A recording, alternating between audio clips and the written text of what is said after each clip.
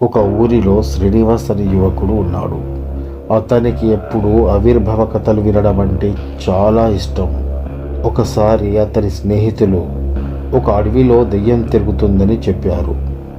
సాహసానికి తెగించి శ్రీనివాస్ ఆ చీకటి అడవిలోకి వెళ్ళాలని నిర్ణయించుకున్నాడు. ఓ రోజు మధ్యరాత్రి చంద్రుడు మేఘాల వెనుక దాగి ఉన్నప్పుడు శ్రీనివాస్ ఫ్లాష్ లైట్ చేత పట్టుకొని అడవిలోకి అడుగుపెట్టాడు. ఆ అడవి మొత్తం చీకటితో నిండి ఉంది. ఎక్కడో బురద పక్షులు కేకలు వేస్తూ భయంకరంగా వినిపిస్తున్నాయి. కొద్ది దూరం నడిచిన తర్వాత అతనికి ఒక పాత కోట కనిపించింది. ఆ కోట చాలా శిథిలావస్థలో ఉంది.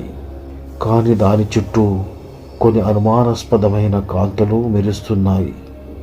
మెల్లగా ఇంట్లోకి వెళ్ళగానే గాలి మరింత బలంగా వీచింది. ఆ గాలి వినగానే మరో భయంకరమైన నాది వినిపించింది. ఎవరూ నా దగ్గరికి రాకూడదు అని ఒక అమ్మాయి గొంతు గట్టిగా వినిపించింది. శ్రీనివాస్ భయంతో స్తంభించిపోయాడు. వెనక్కి తిరిగి వెళ్ళాలని అనుకున్నప్పుడు ఒక్కసారిగా తలుపులు మూసుకుపోయాయి. అతను తిరిగి వెనక్కి చూసినప్పుడు తన దగ్గరికి ఒక తెల్లని శరీరంతో నల్లని కళ్ళతో గాల్లో తేలుతూ అతని దగ్గరికి వచ్చింది. నువ్వెందుకు వచ్చావు అని దెయ్యం ప్రశ్నించగానే అతను భయంతో మాట్లాడలేకపోయాడు. కానీ సాహసం చూపించి ఇలా అన్నాడు, నేను నిన్ను క్షమించమని అడగడానికి వచ్చాను అన్నాడు. తను అలా అనగానే దెయ్యం అక్కడే ఆగింది. మరి ఇలా చెప్పింది, నేను ఒకప్పుడు ఈ కోటలో రాజకుమార్తెని. నన్ను కొందరు దుర్మార్గులు హతమార్చారు. నా ఆత్మకు శాంతి లభించాలంటే నువ్వు నా కోసం ఒక పని చెయ్యాలి అని చెప్పింది. శ్రీనివాస్ ఏంటి చెప్పు అనగానే ఈ కోటను నువ్వు తవ్వించాలి అని చెప్పింది. వెంటనే శ్రీనివాస్ ఊరికి వెళ్ళి ఆ కోటను తవ్వించాడు.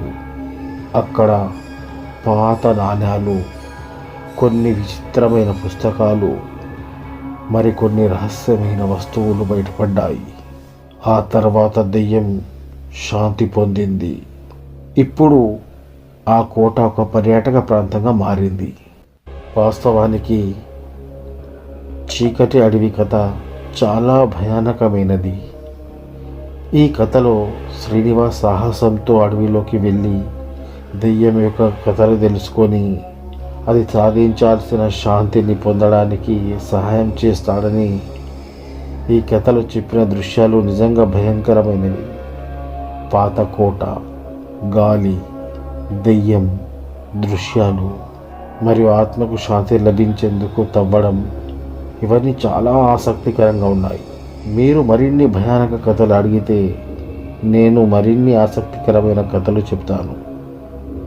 మీరు ఈ కథలోని పాఠాన్ని ఇష్టపడితే కామెంట్ రూపంలో తెలియజేయండి. మీకోసం మరిన్ని కథలతో మళ్ళీ కలుద్దాం.